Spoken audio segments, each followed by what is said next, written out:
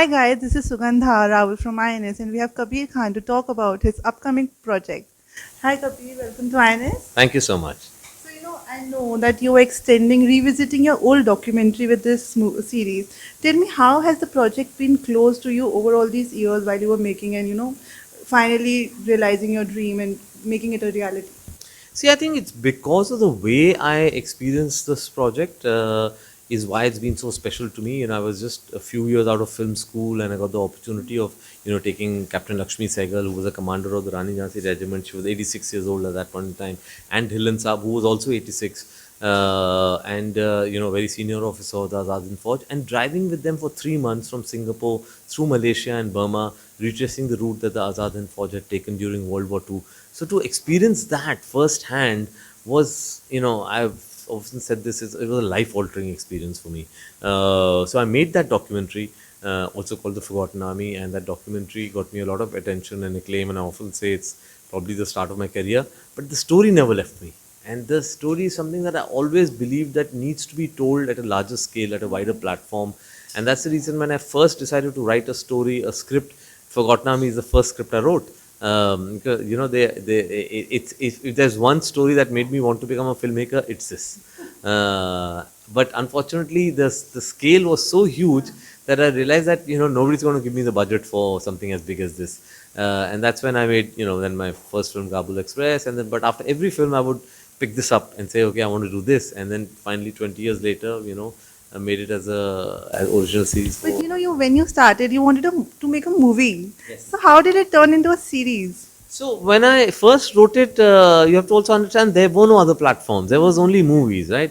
But slowly over the years, platforms have developed that are now doing content and storytelling at a scale larger than films also. And so in my initial discussions with Amazon, that's what I realized. I said, they are ready to give me a scale far bigger than films, and they are excited about the story. It's not about stars. They want to work with new actors. I was very excited to work with new actors. So I realized the excitement is only about the story. And honestly, James Farrell, the person from Amazon who was talking about, he said that. He said, the star of the show is the story, and that's what we want to spend the money on. So I think it was a great platform to collaborate with on, and they've generally been like true partners on this endeavor. And the lead pair is very convincing, and they make you believe the whole story. I know it's real story, but tell me, while you were making, were you hesitant ki newcomers, and because it's also one of the most ambitious project of yours? No, I was very excited about it. See, what happens in the film industry is that once you have a very large budget, then sometimes the pressure comes on to take a star.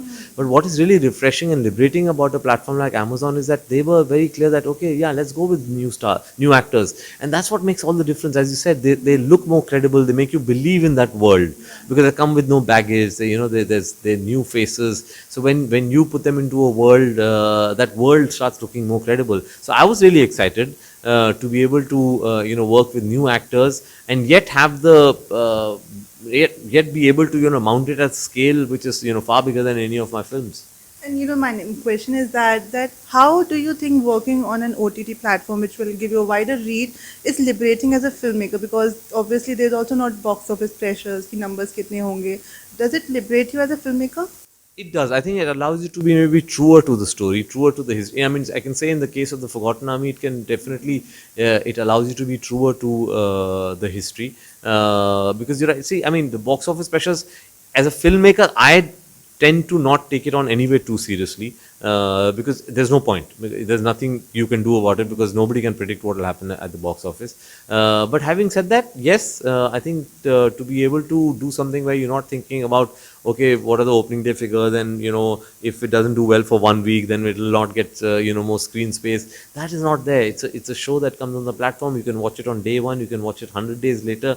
It's up to you. There are so many shows that I have because I've been very busy and not been een able to show much. I have it on my list, and I know, okay, I'm not watching them now, but maybe after 2 months I'm going to watch them.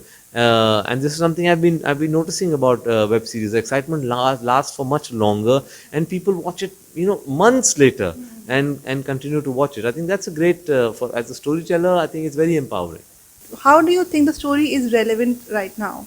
So I've often said this: history will always be relevant. And whenever you make it, there'll be something which will resonate with the current times. And in the case of Forgotten Army thing, there'll be so much that will resonate. That there's a certain ethos that the Forgotten Army had. There's a certain vision of India that they had, which you will know during the show. And that vision, when you look at it in today's times, that relevance will always be there. You'll question it. You'll question, this is what they believed in. Will they like the India of today? Will they not like the India of today? So all these questions, I think, will make it very relevant. And tell me, like patriotism and brotherhood are two things that always are very integral part of your any story that you tell. How do they come into the picture? Like, how do you weave it in? Like, is it a very organic process? It's a complete organic process. I don't go about thinking about it, as a patriotic, I must make this patriotic. I think I just get drawn to stories that have this very, heartwarming feel about them, about, the Forgotten Army is a story of this, this army that 27,000 of them, gave up their lives for this fight for freedom. And it's a story that we just don't know. So therefore, I felt compelled that this is a story that needs to be told. It's a story that we all must know about. And that's why I've sort of made this film, because, I said this series, because the point is, what happened with this army between 1942 to 1945 is a completely unknown chapter. And tell me, like, I know it's very initial stage. Tell me, do you also foresee transforming into a franchise base, as in, telling more forgotten tales with after this series? It could be, absolutely. This story itself is a limited story. I mean, it has a definite end to it. But yeah, I think picking up the stories of more forgotten armies, because one area that's really fascinated me is the soldiers of the British Indian Army. I mean, the Azaadi Fauj are also basically soldiers of the Azaadi Fauj that then formed their own army. But there's so many others. I don't think the contribution of the Indian soldier in the British Indian Army nothing has been done. There's not a single memorial to the soldier in England. This was the largest voluntary army in the world, and pretty much the British Empire fought all its battles with Indian soldiers. Yet there seems to be not enough given to them, or not enough credit given to their efforts. So I think that can become a very interesting subject to maybe pick up some more stories about some more forgotten armies.